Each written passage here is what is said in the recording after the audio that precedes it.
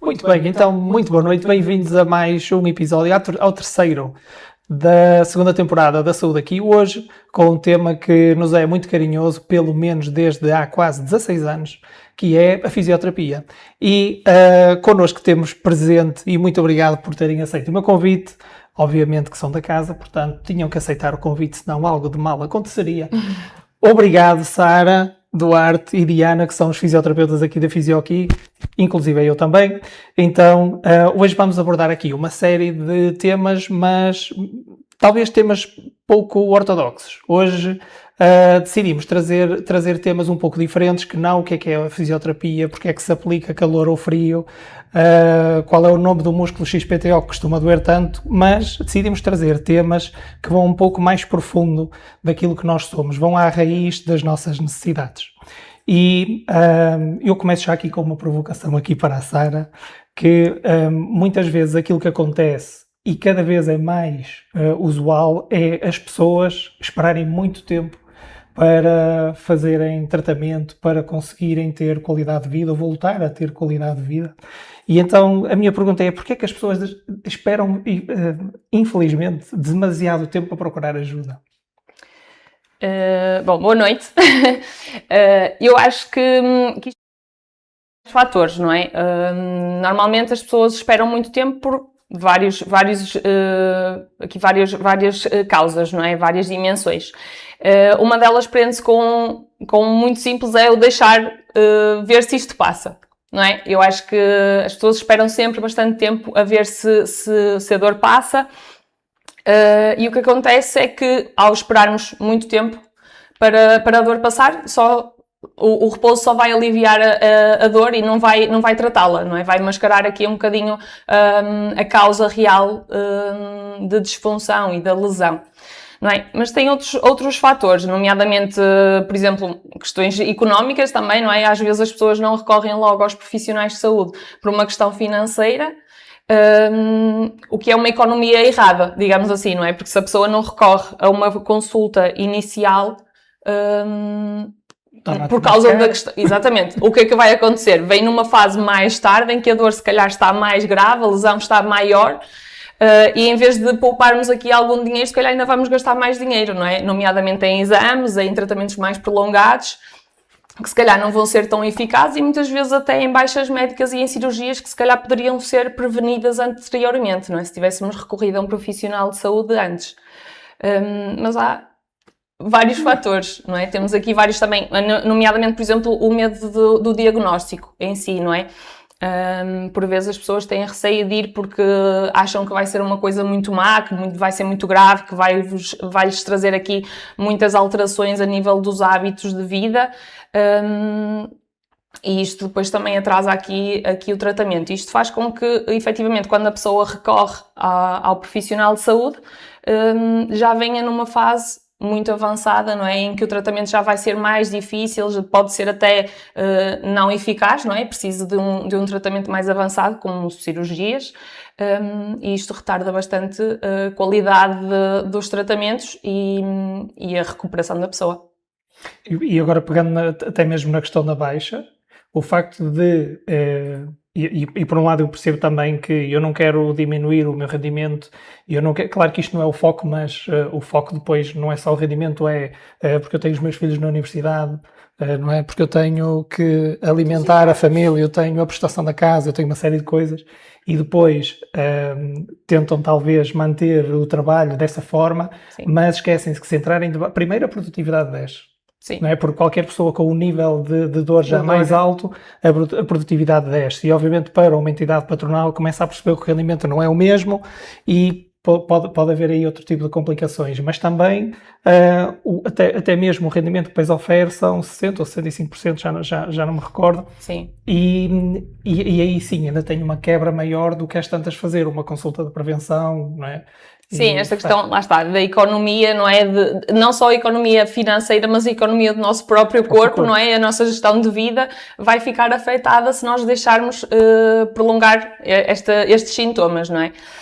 Um dos fatores também tem a ver um bocadinho com, felizmente acho que isto está a mudar, mas a literacia em saúde também atrasa aqui um bocadinho este fator, esta recorrência, esta procura da primeira consulta, porque eu acho que as pessoas ainda têm um bocadinho este estigma de que o fisioterapeuta é só para fazer massagem ou só para tratar pós-cirurgias ou fraturas mais graves, lesões mais graves, não é? E não conseguem ainda perceber bem o potencial do fisioterapeuta, o trabalho que o fisioterapeuta faz numa ação preventiva e educativa, não é? Eu acho que isto efetivamente afeta aqui a resolução do problema. Sim, porque acabamos por ser também uma consulta de primeira linha. Exato. Não é? Mas muitos pacientes desconhecem essa opção, essa possibilidade e pensam que só podem ir à fisioterapia se o médico assim entender, se o fisiatra assim encaminhar, derivar, e não percebem que a profissão também tem a sua autonomia, que também pode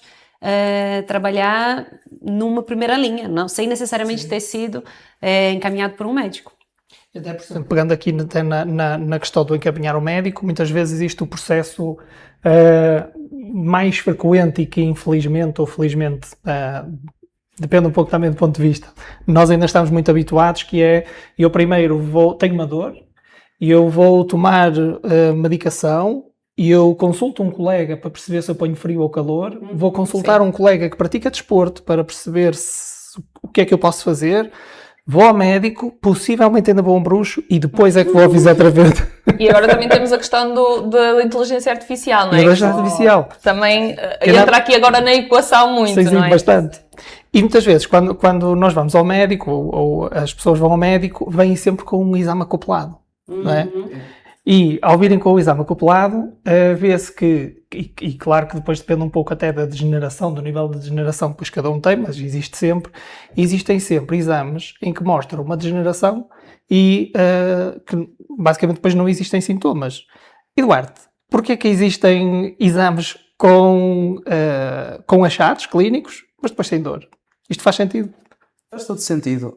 Gostava de introduzir este tema falando de um artigo que é relativamente recente, que basicamente juntaram duas populações.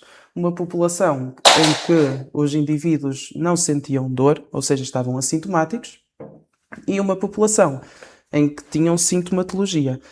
Fizeram exames radiológicos e misturaram esses exames, e o objetivo era os dois médicos conseguirem separar os indivíduos unicamente com base na lesão estrutural entre pessoas com dor e pessoas sem dor.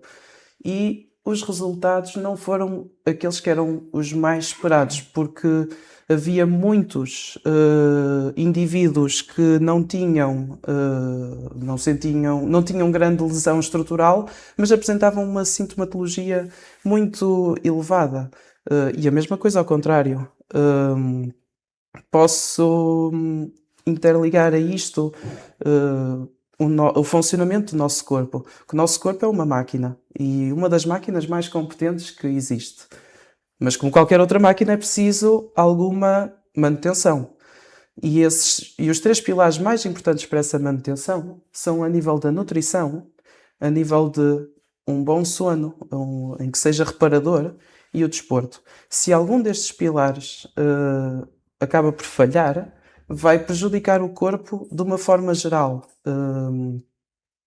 Vai diminuir a sua capacidade regenerativa, vai diminuir a sua capacidade adaptativa e vai trazer repercussões, nomeadamente sinto de dor, com maior facilidade, porque o potencial de recuperação das pessoas que não têm esses hábitos que são mais corretos para gerir o seu próprio corpo vão estar mais fragilizados e mais suscetíveis à dor e em dificuldades de adaptação.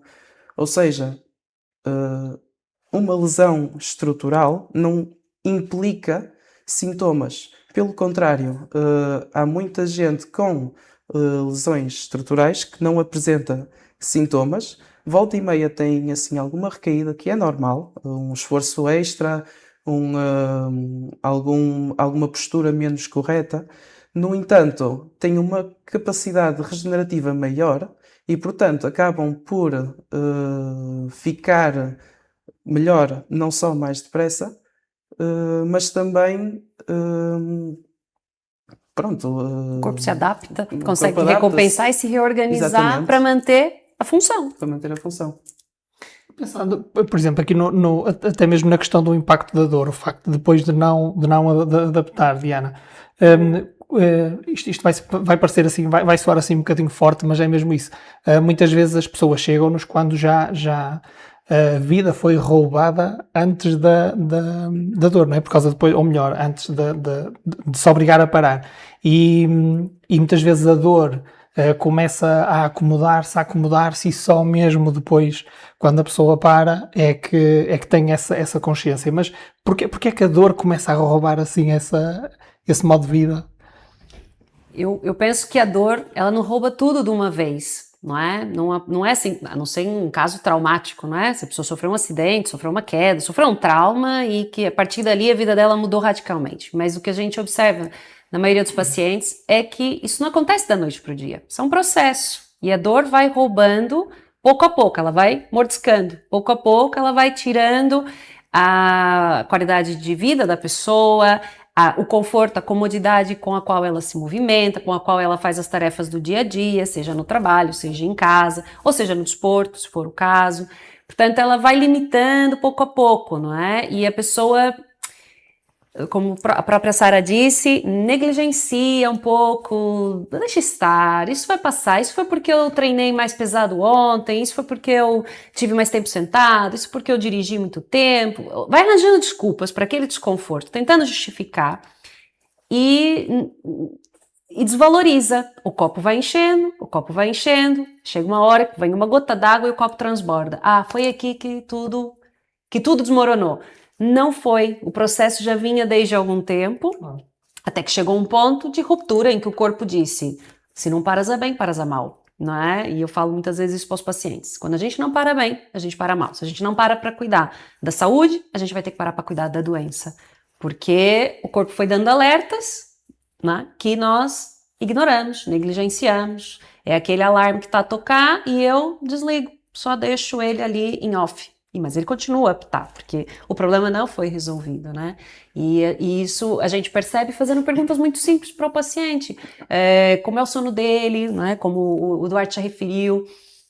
É uma pessoa que não tem um sono reparador, que está sempre cansada, eu não tenho a mesma vitalidade, não tenho quase vontade de sair, de estar com outras pessoas, ou seja, começa... Desculpa, só interromper, mais camuflado até quando as pessoas dizem e não se preocupe que eu adormeço muito bem. E acordar? Não, acordo muito cansado. Temos que fazer as perguntas certas, não é? E dormir? Durmo bem.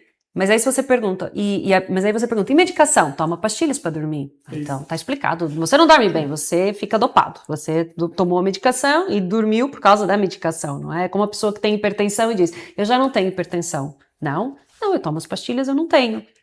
Você tem, ela tá controlada porque você toma as pastilhas, e aqui é a mesma coisa, não é?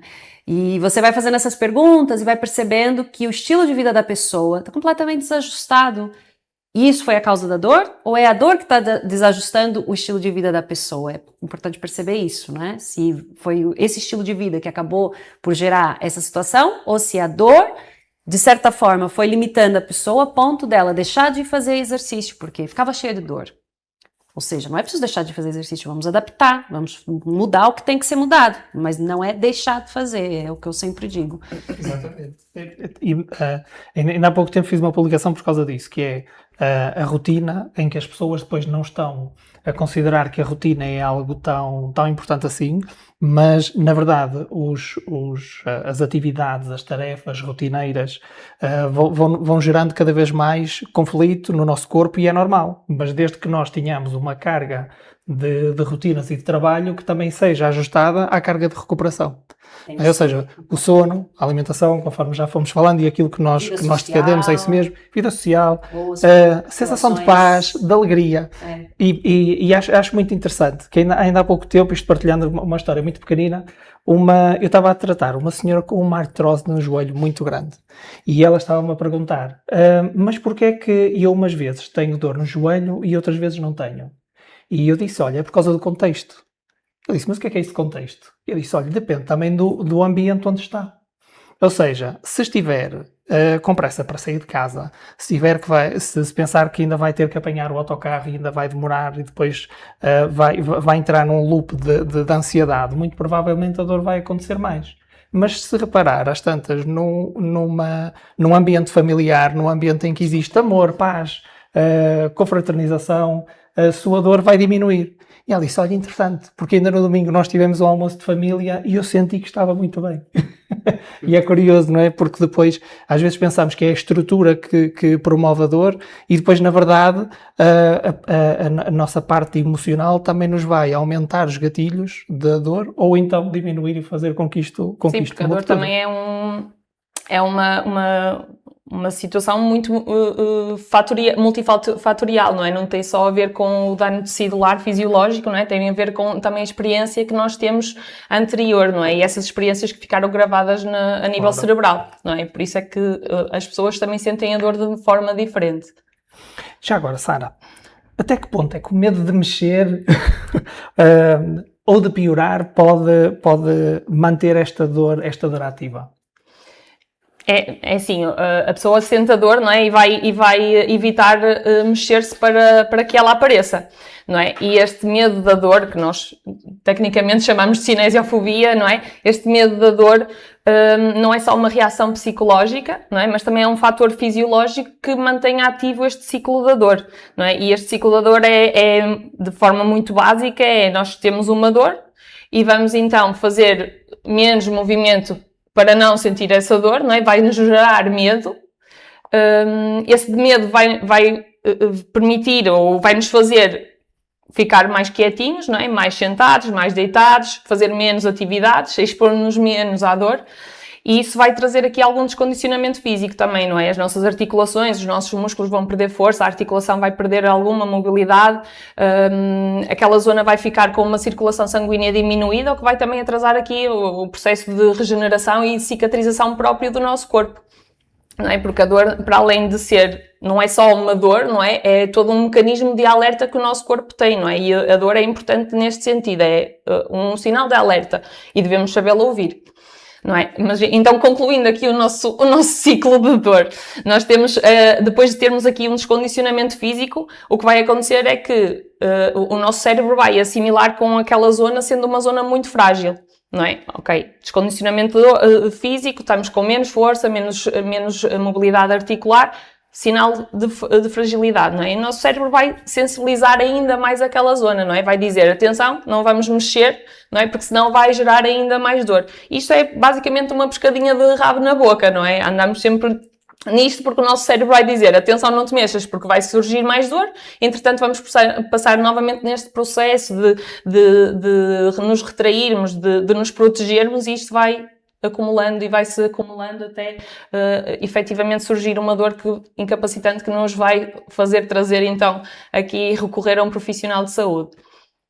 E este ciclo muitas vezes é quebrado, lá está, na fisioterapia, não é? Porque a fisioterapia neste momento, não é? E nós conseguimos ver que a fisioterapia não é só, lá está, o calor, a massagem, o gelo, exato, não é? A parte da eletroterapia, não é só isto, é muito mais do que isto. É desmistificar aqui estas crenças da dor, não é? Tentarmos perceber quais são aqui os padrões que estão alterados, não é? E tentarmos educar a pessoa e fortalecer a pessoa para que ela consiga se autocicatrizar, digamos assim, não é? Se curar, darmos as ferramentas para a pessoa se curar e não somos nós a curá-la propriamente, não é? Nós estamos a dar ferramentas à pessoa e eu acho que isto é muito importante. Pois, porque às vezes as pessoas vêm com uma expectativa para o tratamento, não é? De que é o fisioterapeuta, é o profissional de saúde que vai trabalhar no meu corpo e que vai fazer acontecer. Sim, na verdade nós fazemos acontecer, mas porque existe capacidade no corpo de fazer acontecer.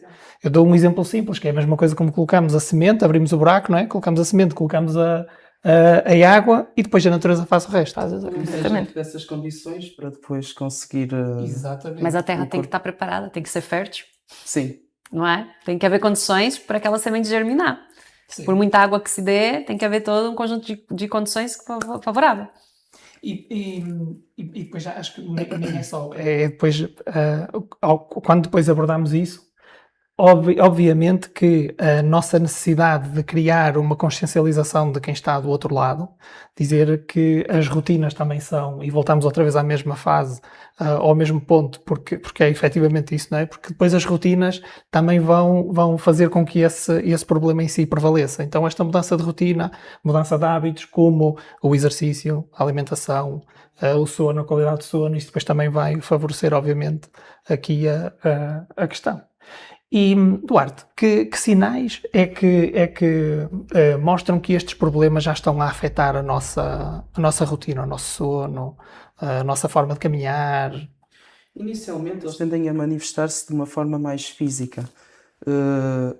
Uma pessoa que tenha um problema, por exemplo, no pé direito, vai tentar fazer mais força no pé esquerdo para tentar proteger o pé direito. Isso é um mecanismo de prevenção do agravamento da lesão, é completamente natural, é normal. O problema existe se nós não tratarmos o problema, a origem, a razão para essa pequena adaptação postural. A gente chama isso de compensação. E ela, como eu disse, é amiga até certo ponto. Muitas vezes o que acontece quando nós não tratamos essas compensações é elas criarem também problemas e originarem uma dor. E depois é aquele efeito dominó. Agora, o corpo tem que se voltar a adaptar a um problema que já estava e ao novo problema, e depois, quando a gente reparar, já estamos em desequilíbrio, já existe uma desarmonia do corpo, e um problema que se podia ter resolvido logo no início, atuando na raiz do problema, não vai dar muito mais trabalho, porque agora temos muito mais para fazer. Afeta o nosso cotidiano. Porquê? Porque coisas que nós costumamos fazer, agora vamos ter que arranjar outra forma de fazer a mesma ação, agora com outros grupos musculares que aparentemente não estão lesionados. Ou seja, eles não foram... eu gosto muito de dizer esta frase: o nosso corpo é muito preguiçoso, ele trabalha em modo de poupança de energia. Se ele arranjar uma forma de poupar energia, ele vai optar por essa. E se nós fizermos um movimento que não é fluido, que não é a forma mais correta de fazer, onde existe um maior dispêndio energético, vai acabar por sobrecarregar essa estrutura e, portanto, vai colocá-la em risco de causar problemas. Com o tempo, pode até chegar a um nível psicológico e social. Porquê? Porque a dor, como até já foi dito, acaba por servir como uma razão para não fazer a vida diária. Se eu gostava muito de fazer uma caminhada, chegava ao final do dia e fazia uma caminhada na praia, só mesmo para descontrair, talvez até ia com uns amigos. E agora, com esta dor, uma pessoa fica mais frustrada, fica quer que a dor desapareça. E acaba por ficar desmotivada em continuar com essas caminhadas que, se calhar, para a cabeça eram essenciais e mantinham a cabeça afastada do stress que existe na vida diária. Pronto. Isso mesmo. Não é... Alguém quer acrescentar? Não, Muito bem. Eu vou pegar um bocadinho nesse ponto e vamos pensar aqui na questão deste alívio da dor, porque focaste aí a dor e é um dos tópicos importantes, porque quando as pessoas vêm, é muito raro virem por prevenção e vêm mais por dor, não é? Sim. E muitas vezes ficam à espera que numa só sessão nós quase que tocamos no corpo e que a coisa se resolva. Desligamos o botão. Exatamente, e muitas vezes não é assim tão fácil quanto isso, porque depois existem uma série de fatores que estão por trás. Mas pensando aqui, por exemplo, na questão que pegaste, na dor versus função, Diana, porquê é que nós, não, ao recuperarmos a dor, não conseguimos recuperar a função? Ou uma coisa não significa a outra? Exatamente, uma coisa não significa a outra. É um erro associar dor e função, porque a dor não é a mesma coisa de função. Aliviar a dor não significa imediatamente recuperar a função.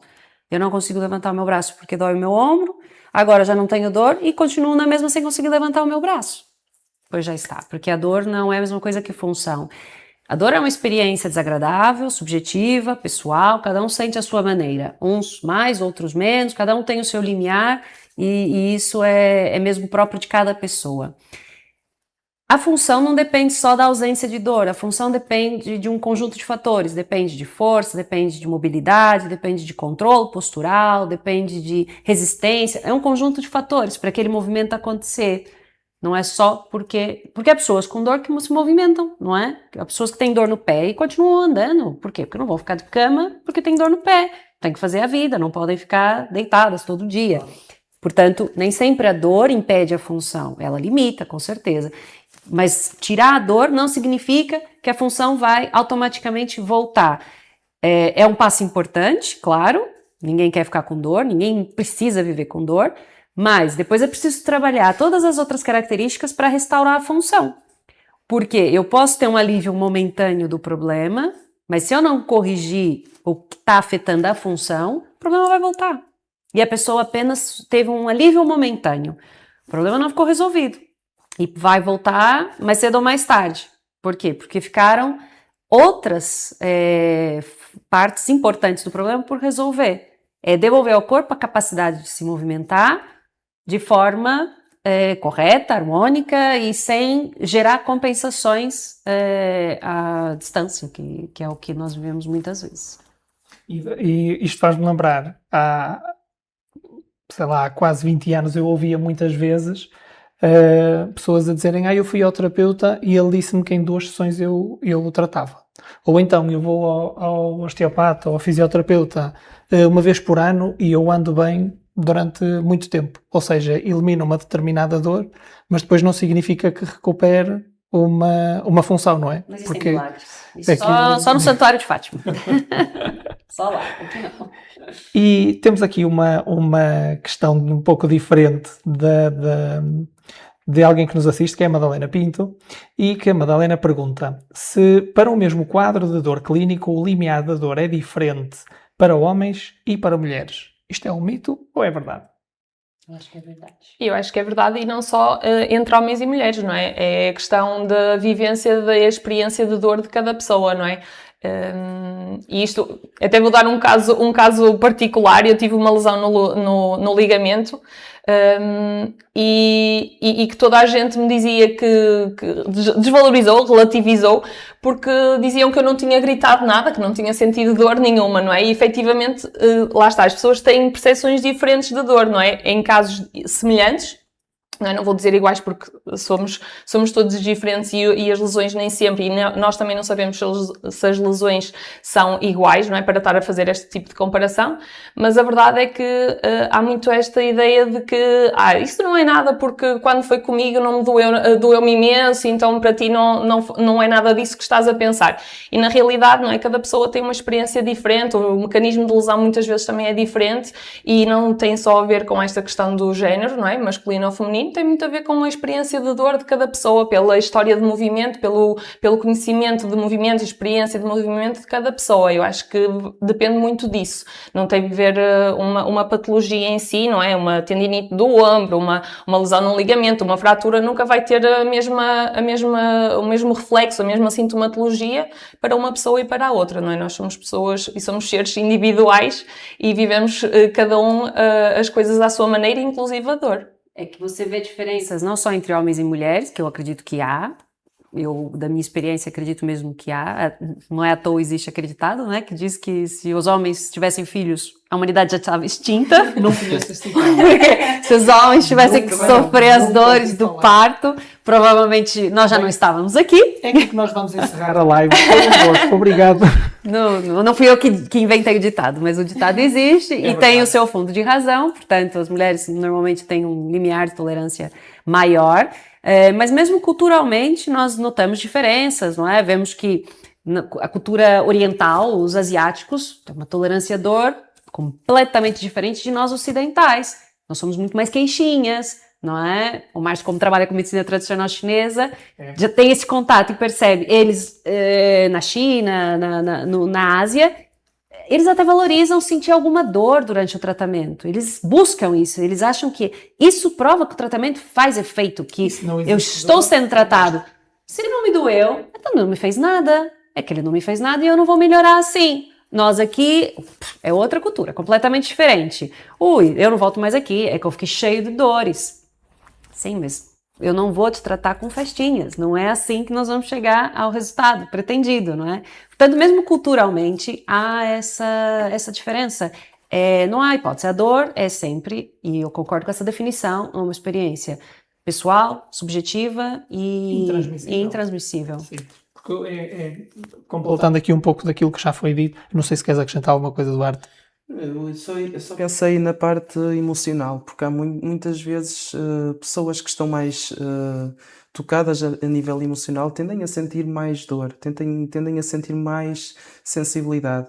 Nunca pensei propriamente assim em separar como géneros. Se calhar agora olho para trás e efetivamente acaba por ser mais frequente essa sensibilidade nos homens, mas não diria que essa seria a causa principal. Acho que tem a ver com muitos fatores, não é muito para... Há muito para ver para além para especificar acerca de género. Eu pessoalmente acredito que aqui em vários pontos. Eu acredito que partilhando aquilo que vocês também disseram e acrescentando aqui um pouco, a questão da experiência de vida, acho que faz muito sentido. Se eu estou protegido ou num ambiente protegido onde eu nunca senti dor, muito provavelmente a minha percepção da dor vai ser maior do que alguma vez foi.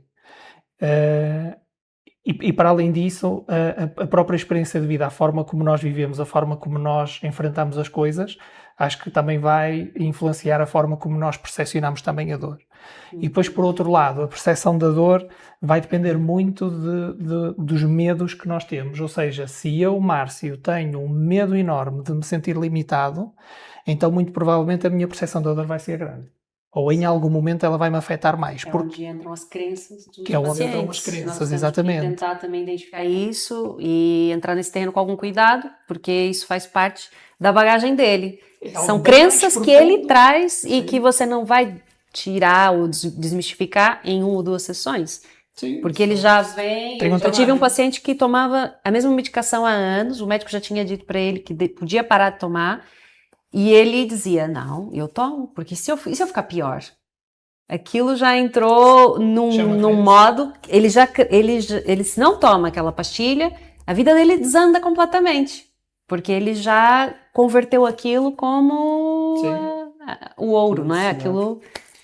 E acho que mesmo até pensando na questão homem e mulher, eu acredito muito, pela minha experiência clínica, que as mulheres têm mais resistência à dor, porque até, e pegando naquela piada mal construída que deste, que o homem não aguenta, acho que é mesmo isso, obviamente. Isto é uma brincadeira. Porque se formos a ver até geneticamente, a mulher é mais capaz, porque é a própria mulher que dá à luz e que depois que atravessa uma série de questões.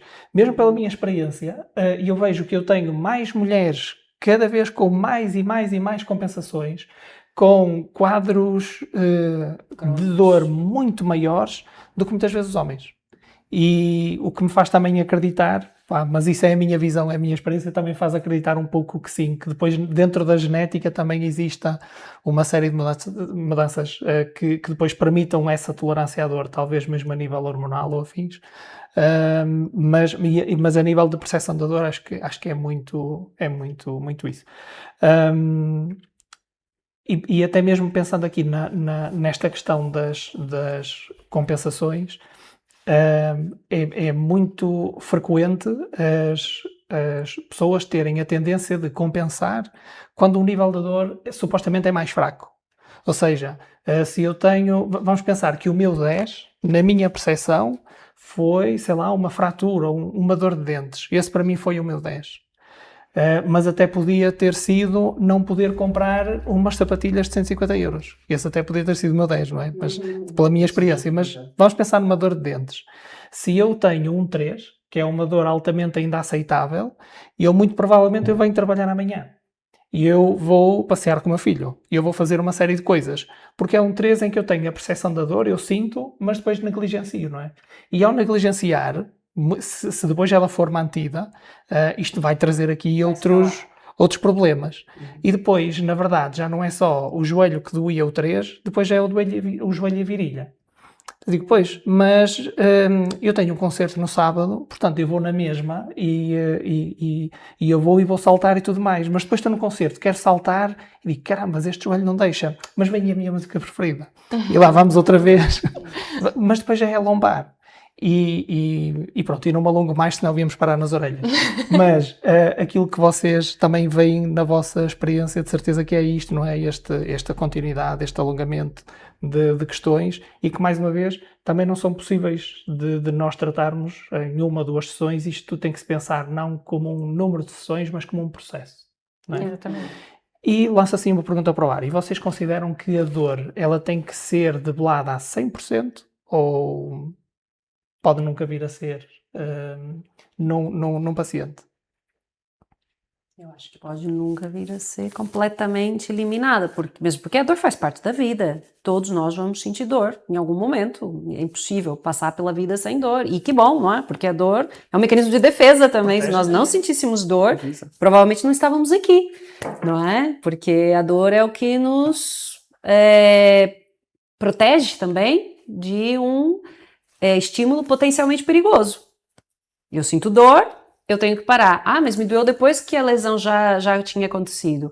Mas ainda podia ser pior? Essa lesão ainda podia ter sido pior se você não tivesse tido essa primeira barreira, não é? Portanto, eu acredito que a gente pode não eliminar completamente 100% a dor. Claro que o trabalho vai ser sempre feito para dar o máximo de qualidade de vida para o paciente, mas isso pode não acontecer em casos, não é, mais complicados, uma fibromialgia, não é, que já tem ali um fator psicológico e emocional muito forte vincado, mas nós temos que também mostrar ao paciente que a dor não pode ser o único objetivo, não é? Ele tem que ter outros objetivos também que não sejam só a dor. E ensinar ele, e mostrar para ele também a importância de celebrar pequenas vitórias. Eu ainda tenho dor, mas eu já durmo melhor. Eu já consigo uma posição na cama em que eu fico confortável. Eu ainda tenho dor, mas eu já subo dessas escadas, ou entro e saio do carro. Eu ainda tenho dor, mas olha, já faz um mês que eu não tomo anti-inflamatório, porque eu tomava por anos a fio. Ok, isso é uma vitória. A dor não desapareceu. Muito bem, mas vamos agora ver as outras questões. Estamos no bom caminho, não é? A dor estagnou, já nem melhora nem piora, estagnou. Isso também é uma vitória. Ok, antes piorava e você agudizava muitas vezes, agora você só agudiza 1 ou 2 vezes ao ano. Estamos a caminhar nesse processo, entendeu? Agora, se o foco for sempre dor, o paciente muitas vezes não vai aderir ao tratamento, vai se frustrar, porque viu que aquele terapeuta não foi capaz de me tirar a dor, vai saltar para outro, e vai saltar para outro, e vai saltar para outro, e não vai seguir linha nenhuma, porque simplesmente quer uma solução mágica, não é? E, de preferência, sem responsabilidade própria. E isso está cada vez mais provado que não é por aí, não funciona. Vou deixar. Porque por acaso isso faz muito sentido, que nós vamos recebendo pessoas, não é, que vão... eu fiz fisioterapia já há 2 anos, mas na verdade não funcionou. E então eu depois passei a fazer osteopatia, mas aquilo também não prestava. O último que eu fiz foi fisioterapia e depois também não me solucionou a dor. Então nós vemos pessoas que vão saltando muitas vezes de tratamento em tratamento. E qual é que é o erro mais comum de quem salta de tratamento em tratamento, Sara? Eu acho que o erro mais comum das pessoas quando saltam de tratamento em tratamento tem muito a ver com esta questão de querer uma solução única, não é? Como a Diana estava a dizer. Uma solução única, com pouca... e passiva, não é? Com pouca responsabilidade, em que se pudessem as pessoas às vezes vinham cá, deixavam o corpinho e iam, não é? E depois vinham buscar o corpinho já tratado, não é? Já sem dor. E eu acho que é muito esta esta questão que é um erro comum, que é a pessoa vem como receptor passivo do tratamento, não é? Vem, está à espera que o fisioterapeuta faça o tratamento e que depois se vai embora sem dor, não é? E a dor lá está. Novamente, é multifatorial, não é? Depende de vários fatores e as pessoas têm que levar o trabalho de casa, não é? Têm que ser responsabilizadas pela própria vida, pela dor, não é? E têm que fazer a mudança de hábitos e rotinas no dia a dia, não é? Não vale a pena chegarem aqui, nós aliviamos a dor, ok, e depois a pessoa vai lá para fora e continua a fazer as mesmas coisas, as mesmas posturas, os mesmos padrões de movimento, não é? E isto nós temos que reeducar a pessoa também para modificar estes padrões de movimento e estas rotinas e estes hábitos, não é?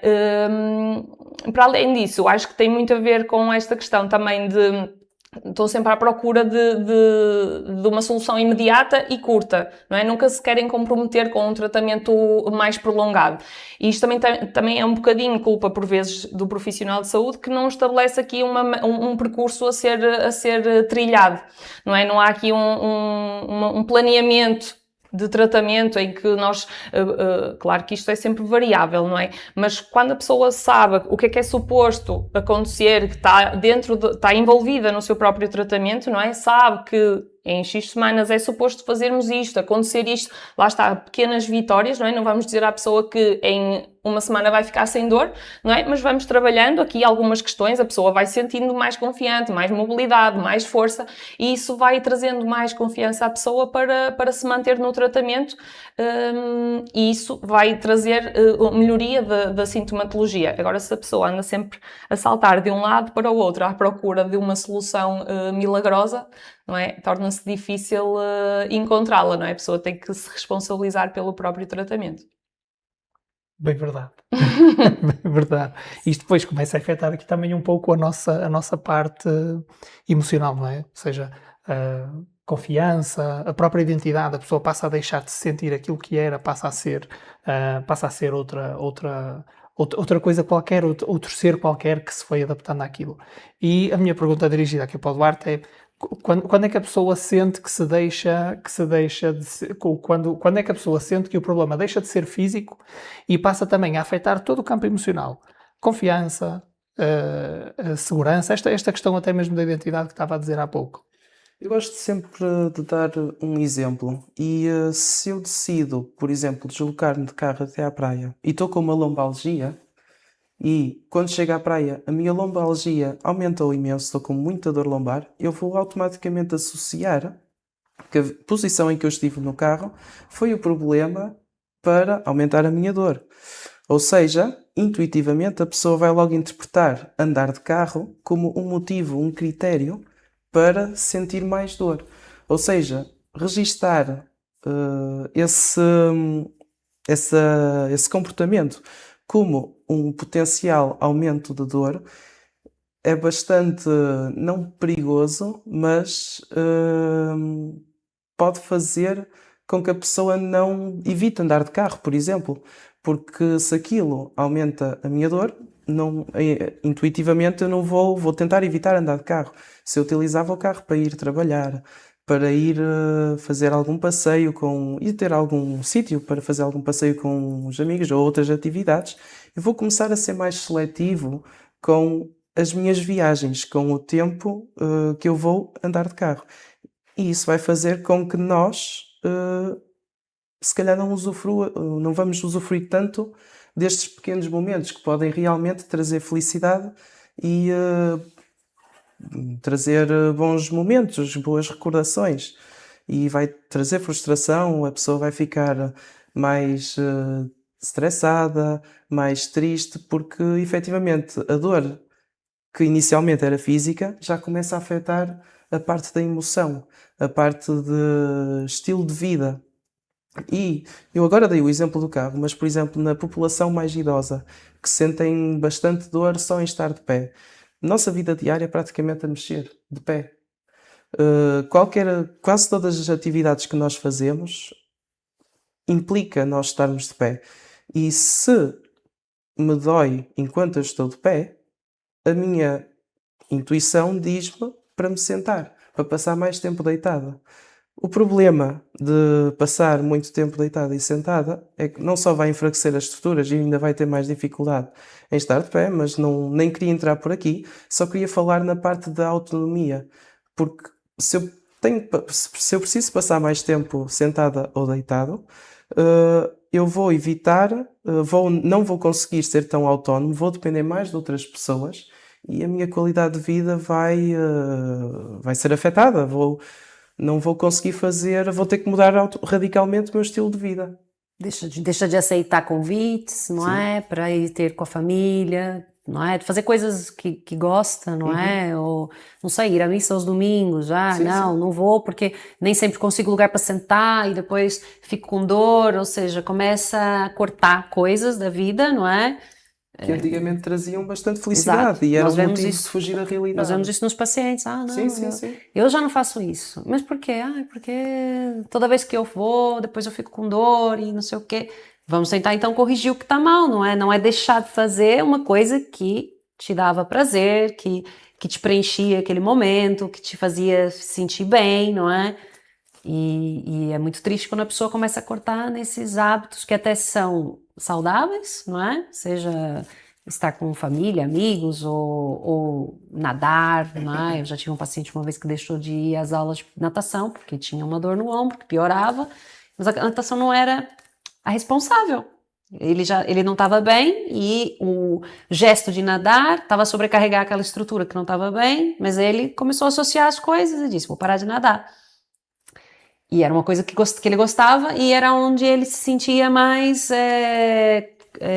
descontraído. Portanto, já começou lá está, como eu falei no começo, já começou a roubar pequenas partes da vida, não é? E isso, não podemos deixar que isso... E é muito mais difícil tratar esse tipo de pessoas que já estão, por natureza, frustradas e estressadas por causa dessas mudanças. O trabalho é muito mais... Às vezes é mais fácil tratar um paciente ou ajudar um paciente, tratar tem muito que se lhe diga, mas ajudar um paciente que é funcional e sente algum desconforto, que um paciente que já adaptou a sua vida à volta da dor. Sim. Eu acredito aqui até em duas coisas. Uma delas, que há uma sensação muito específica que nós todos procuramos, que é uma sensação de segurança. E a partir do momento que existe uma sensação de segurança em qualquer ato, em qualquer gesto de quem nós procuramos enquanto clientes, enquanto pacientes, seja o que for, e o facto de nós termos essa sensação de segurança, acho que é o gatilho principal que nos consegue promover fazer aqui o torque para esta questão, não é? Para esta adaptação toda à volta da dor. Mas depois temos aqui outra questão, que é esta adaptação toda à volta da dor, para além das questões emocionais que trazem à volta e as questões da própria limitação do corpo, a sensação de medo também depois passa a estar cada vez mais presente. E é precisamente o oposto, e é aqui mesmo que eu queria pegar, que é o antagonismo da segurança. Exato. E se nós conseguimos pegar aí um pouco nesse componente, acho que é uma forma muito interessante de nós conseguirmos devolver essa... Sim. Aí é que está o problema. É o que eu digo sempre aos pacientes: você não tem que ter medo, você tem que ter cuidado. O medo paralisa. O cuidado, a prudência te protege, não é? Não te deixa se expor ao perigo. Agora, o medo não. O medo te paralisa e não deixa você seguir adiante. Entendeu? Então, ter medo não... E como se diz aqui em Portugal, se tem medo, compra um cão. Porque ter medo não vai resolver, só vai te deixar paralisado diante do problema. Então, prudência, cuidado, orientação e vamos começar lentamente voltar gradualmente a fazer aquilo que você já fazia, porque você não deixou de ser capaz, não é? Você está lá está, buscando uma segurança que foi perdida em algum momento. Sim. E devolver essa sensação de segurança é muito gratificante. Então, basicamente, em suma, aquilo que estamos a dizer é que é importante que as pessoas, mesmo dentro de um grau de dor mais pequeno, que se movimentem. Não é aquela questão de que eu tenho dor, portanto eu vou parar. Não é que era aquilo que estavas a dizer há pouco. Eu tenho dor, então eu vou parar. Não, eu tenho dor, mas eu vou movimentar ao ponto da minha dor ser pequena. Até porque o movimento é o fator que vai desbloquear aqui o cérebro e dizer, ok, tu podes te mexer sem dor, não é? Agora temos é que ter aqui alguma atenção, não é? Com o tipo de movimento que temos que fazer, não é? Há situações de movimentos que não poderemos fazer, não é? Mas o próprio movimento é que vai dizer aqui ao cérebro, atenção, não precisas estar em alerta porque afinal este movimento não causa dor, não é? Portanto, não precisas estar aí com as sirenes todas alerta porque podes movimentar e isto vai trazer aqui algum conforto e vai trazer aqui alguma dessensibilização da dor a nível mais central, não é? Muito bem. Temos agora aqui uma pergunta, que é para todos, que me pediram para fazer, que é o que é que uma pessoa o que é que uma pessoa devia exigir de um processo de recuperação para não ficar dependente de um alívio temporário da dor? Como é que deveria ser o processo de recuperação dessa pessoa? Eu acho que acima de tudo a pessoa tem que estar consciente e ter o conhecimento do lado dela, não é? Saber o porquê que aquilo acontece com ela, isso é o primeiro passo para a recuperação, não é? A pessoa ter a consciência e saber o que é que se passa com ela, com o corpo dela, o que é normal e o que é que não é normal. E a partir daí a recuperação e depois a parte do compromisso, não é? Também tem que ter aqui algum compromisso também para que isso possa acontecer. Eu acho que entender o processo, não é? Do que está a acontecer, não é como muitas vezes, infelizmente, acontece, que saem da consulta com um diagnóstico. E para o paciente, muitas vezes, o diagnóstico é uma sentença. Eles leem o diagnóstico como uma sentença e inicia-se um processo de catastrofização. Pronto, a partir daqui vai ser um dia pior que o outro, não é? E infelizmente muitas vezes nós recebemos o paciente assim, não é? Já cheio de ideias equivocadas na cabeça a respeito do seu problema. Por quê? Porque não entende o problema, não sabe nem sequer o que está acontecendo no corpo. Portanto, informação é poder. Da informação já vai esclarecer, já vai abrir outro horizonte na cabeça do paciente, não é? E, a partir daí, uma vez que você conseguiu estabelecer essa relação de confiança, vai ser muito mais fácil depois dele aderir ao seu plano de tratamento, não é? Não digo 100% de sucesso, mas pronto, a taxa de sucesso é muito maior e a adesão do paciente ao tratamento acaba por ser muito maior também, porque ele sente confiança, ele entende o que é que está a acontecer e ele próprio vai desenvolver estratégias junto conosco, não é? Para gerir a dor. Eu brinco, eu falo, olha, esses exercícios de agora vão ser o teu Benuron. Já não precisas tomar o Benuron, vais fazer esses exercícios e vais perceber que eles vão te ajudar a aliviar pouco a pouco a dor, não é? E eles até acham graça e dizem, então pronto, já sei qual é o meu Benuron. E eu falei, o melhor de tudo, não tem efeitos secundários, é só efeitos positivos, não é? Portanto, é enxergar mesmo isso, o tratamento, o exercício, a estratégia que o terapeuta orienta, como a medicação que toma. Quando o médico manda tomar pastilha, eles não questionam, tomam. Então aqui devia ser igual, não é? Porque ainda por cima estão a fazer uma coisa que só vai trazer benefícios, não tem riscos associados. Portanto, eu acho que para o plano de tratamento ter sucesso é preciso estabelecer essa relação de confiança, para o paciente ter segurança para aderir ao plano e aí sim os dois juntos caminharem no mesmo objetivo, não é? Eu não posso querer mais do que o meu paciente. Eu não posso desejar mais a recuperação dele do que ele próprio. Exatamente, é um caminho 50-50, não é? Tem que ser ele, eu corro com ele, mas eu não corro por ele. Sim, eu concordo com tudo o que foi dito, inclusive na primeira consulta tenho sempre 3 objetivos que para mim têm que funcionar. O objetivo número 1 é que a pessoa saia a perceber o que se passa com ela. Não precisa de ser um diagnóstico todo XPTO, porque pronto, pode prejudicar até em vez de ajudar, mas pelo menos perceber o que se está a passar, se é alguma alteração postural, se é alguma alteração que lhe está a causar essa dor. O segundo objetivo é a pessoa sair melhor, obviamente. E o terceiro objetivo é a pessoa ter ferramentas para utilizar em casa que se sinta melhor.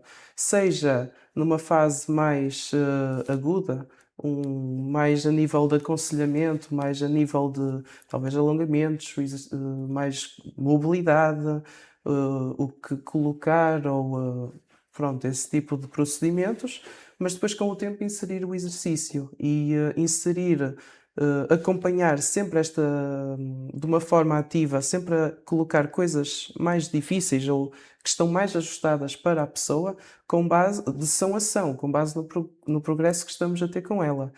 Porquê? Porque a pessoa passa 1 hora connosco e as outras 23.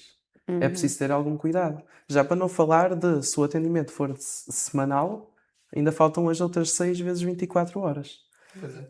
É preciso terem ferramentas para também conseguirem ajudar-nos a ajudá-las. Sim. Eu acredito que, e complementando um pouco de tudo aquilo que vocês disserem, fazendo aqui um resumo, acredito que as pessoas cada vez mais gostam de ter controlo. E quando digo controlo, é aquilo tudo que vocês disseram, que tu disseste, de terem a percepção do que é que está a acontecer. Terem a informação do lado delas. E para além disso perceberem onde é que nós estamos no ponto A e qual é que vai ser o nosso ponto B. Mesmo que seja um ponto B1, B2 e B3 e B4. Agora temos este objetivo de aliviar a dor, depois vamos começar a gerar mobilidade, depois vamos... E todo este processo, toda esta construção do processo, que é aquilo que nós fazemos cá também na Fisioqui, acho que é a nossa também grande mais-valia, que é o criarmos esta sensação de segurança e as pessoas perceberem qual é o percurso, o que é que necessitam de fazer. E depois, acima de tudo, para além das pessoas terem essa necessidade de controle e também em parte ser isso que traz a segurança, é também nós conseguirmos adaptar isto às pessoas. Porque eu não posso exigir de alguém que tem um determinado nível de dor tão agudo, depois faça um determinado exercício em que eu diga que tem que aguentar. Não, tem que aguentar QB. Não é? Que é aquela tal dor que eu consigo sentir, mas se eu estiver a ver um filme, eu rio-me na mesma com o filme. Pronto, ok, então é uma dor, é esse tal QB, em que é possível na mesma tolerar. E esta construção de processo, em conjunto com a informação, a adaptação ou a personalização à pessoa em si e depois alterações de rotinas, percebermos o que é que acontece nas rotinas, isto acaba por fazer todo o sentido, não é? E acho que tem todo a possibilidade de progresso, sendo que esse progresso também, que é a última parte que eu ia referir, que deve ser também gerido em termos de expectativas, não é? Porque depois as expectativas é de eu vou ficar sem dor, mas tenho uma artrose brutal na anca, já não pode ficar sem dor ou pelo menos a 100%, não é?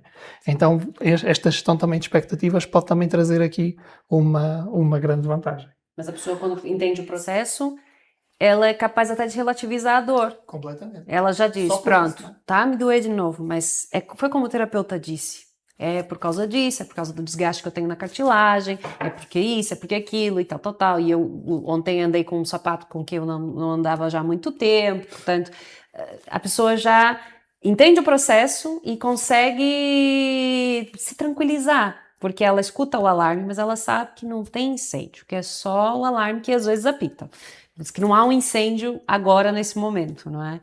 Isso faz parte do nosso papel enquanto profissionais de saúde, que é educar, não é, o paciente, para ele perceber o corpo, como é que funciona, não é? Eu tenho um carro e quero tirar partido desse carro, convém saber como trabalhar com ele, não é? Senão não adianta nada, vai ficar na garagem e eu não vou tirar grande proveito. O corpo é igual. Mas a dor também é importante para outra coisa. Eu acho que a dor sinaliza-nos muito, é um sinal, não é, que nós temos, mas também é importante, por exemplo, para nos levarem um pequeno almoço à cama, não pormos a máquina da louça a lavar, por exemplo, a partir do biorário, assim, é importante chegar às vezes a casa assim um pouco curvado, portanto, tudo isso faz sentido. Que é uma massagem. Por exemplo, dói-me aqui, mas ontem não era aqui, era, mas hoje Eu hoje é ligo aqui. tudo, pode ir para a cama, vai descansar, não te preocupes. Portanto, a dor é benéfica em todos os sentidos. Claro, cada um usa como quer. Nós estamos mesmo a terminar. Nós continuávamos agora aqui pela noite, de certeza. Mas vamos deixar aqui ou vou-vos pedir aqui uma pequena reflexão sobre tudo aquilo que foi falado. O que é que vocês gostariam de transmitir às pessoas que nos ouvem, que nos veem e que ainda vão ouvir sobre este tema tão importante da fisioterapia, da dor e tudo aquilo que nós falamos? Um pequeno resumo, começando aqui pela Sara. Eu acho que acima de tudo é importante nós ouvirmos o nosso corpo, perceber aqui o que é que podemos estar a causar a dor ou a disfunção, não é? E tentarmos procurar alguém que nos possa ajudar e que nos possa ajudar num processo global em tudo, não é? Nesta questão também do conhecimento, da educação, de dar-nos ferramentas e estratégias para conseguirem continuar no dia a dia. E eu acho que o mais importante a retermos aqui deste momento, acho que é mesmo isto, sabermos ouvir o nosso corpo e agirmos atempadamente. Muito obrigado, Sara. Quem é que segue? Diana? Eu diria para as pessoas, como a Sara disse, ouvirem o corpo, não negligenciarem os sinais que ele vai dando, não é? Não procrastinar e não achar que isso, pronto, vai passar, que eu tomo isso e amanhã já estou melhor, pronto. Prestar atenção nesses sinais, interpretar eles na medida do possível e não se habituarem a viver com dor, não acharem que, pronto, vai ser assim, eu tenho uma hérnia de disco, portanto, é normal, vou ter dor a vida toda, faça o que eu faça, a dor vai estar lá, não é? Não entrarem nessa cascata de catastrofização e negatividade, não é? E entenderem que isso aconteceu, mas não necessariamente tem que ser um problema para toda a vida, que há solução. E buscarem ajuda. Nós teremos todo gosto em fazer parte desse processo, em poder ajudar-vos a entender o que é que está a acontecer e mesmo que o exame não dê nada, porque às vezes acontece, eu tenho dor, mas já fiz tantos exames, não aparece nada, porque nem sempre a situação pode ser diagnosticada através de exames, o exame é apenas uma foto do momento, não é o filme todo. Não vai te mostrar tudo que aconteceu com aquele corpo, só vai mostrar uma foto daquele momento, e naquele momento estava assim, mas não quer dizer que o problema não esteja lá, só não foi detectado pelo exame. Então não desvalorizar o sinal de alerta que o corpo dá e procurar ajuda, e nós da nossa parte vamos ter todo o gosto em ajudar e fazer parte desse processo. Muito bem, Diana, obrigado. Praticamente as minhas colegas já disseram tudo. Falamos muito. Sim. Ouvir o nosso corpo, prestar atenção a estes pequenos sinais que eles nos dão e tentar ao máximo ajudar-nos a nós ou ao terapeuta a ajudá-lo a si. E ter sempre em atenção de que não existem tratamentos milagrosos, que não é Desconfiem. não é à primeira que a dor desaparece, pelo menos que fica sob controlo. Tratamentos milagrosos é sempre muito questionável. E já agora queria também fazer uma nota que muitas vezes a gente foca-se apenas na dor, nos tratamentos, não consegue perceber o quão mais tarde essa dor aparece. O que é que eu quero dizer com isto? Vamos imaginar que eu tenho uma dor no ombro e eu não consigo ir buscar um copo à cozinha. E na sessão seguinte eu pergunto, então, como é que passou? Está melhor? E diz, não, isto continua-me a doer muito, mas agora já consegui buscar o copo à cozinha. Significa que houve resultados, que a pessoa ficou melhor. A dor existe, a dor se calhar até é igual, mas aparece muito mais tarde. Já consegue fazer um movimento muito mais plausível com o braço, tem um movimento mais livre, limitado pela dor na mesma, mas também é um processo, como a gente falou, a gente está a realinhar o corpo, a dar-lhe as ferramentas para ele depois recuperar a seu ritmo. Muito bem. Obrigado também, Duarte. Eu complemento só dizendo que é muito importante nós termos esta consciência e, acima de tudo, também procurarmos alguém que interfira em 3 campos connosco, não é? Que é connosco, com o paciente, não é? Que transmita muita segurança, que informe bem sobre o quadro e tudo aquilo que acontece e que, acima de tudo, seja não só na marquesa, não só na consulta, mas que seja um grande e forte interveniente nas rotinas e na adaptação depois já à recuperação mesmo no seu dia-a-dia para ter qualidade de vida. Conforme eu disse, nós continuaríamos aqui muito mais tempo a falar sobre isto. Foi mesmo um prazer enorme ter-vos cá, Duarte, Diana e Sara, Obrigada. com tanto conhecimento para partilhar, tanta coisa espetacular que aqui foi dita. E foi um gosto também estar consigo aí desse lado. E espero que tenhamos sido um excelente contributo para clarificar e consciencializar aqui de uma série de questões tão importantes que precedem o tratamento e que, perdão, e que estão mesmo dentro também do tratamento. Aproveito para informar que no dia 12 de maio teremos uma live especial sobre a área da fisioterapia, uma área muito querida na área da mulher, que é mesmo a fisioterapia na saúde da mulher, uma área cada vez mais em voga e uma área cada vez mais necessária que tem vindo a crescer exponencialmente precisamente para cobrir as necessidades de quem nos procura. Vemo-nos em breve, dia 12 de maio, às 21h21. Até breve.